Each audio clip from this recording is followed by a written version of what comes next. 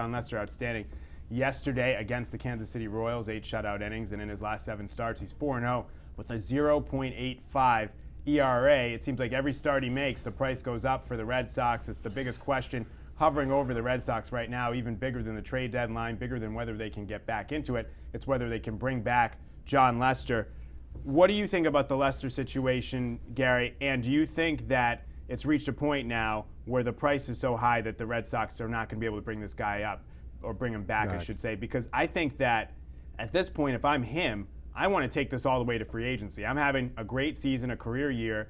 The team sort of gave me an offer that was on the lower side to start. I took all the risk this year, and now I want to see if that risk will pay off for me in free agency. Yeah, I mean, the question is, what is the market value for Jon Lester on the open market? Is it $25 million a year?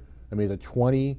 You know, if I'm the Red Sox, do I give him 6 and 150? I mean, or do you give him? Do you give him 5, 125? Do you give him, you know, $125 million?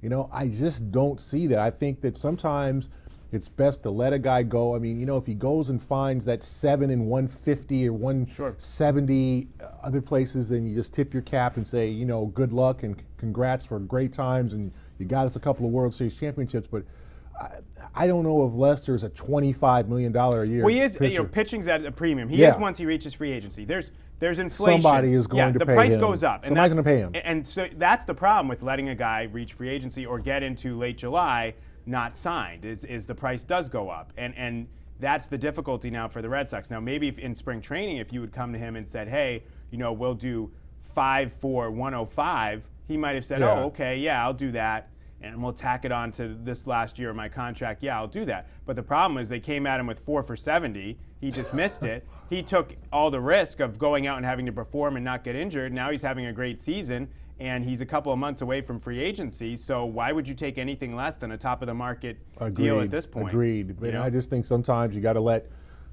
some of those guys go. I mean, you can't pay everybody what they're worth. And I mean, unless you want to be the Yankees or the Dodgers.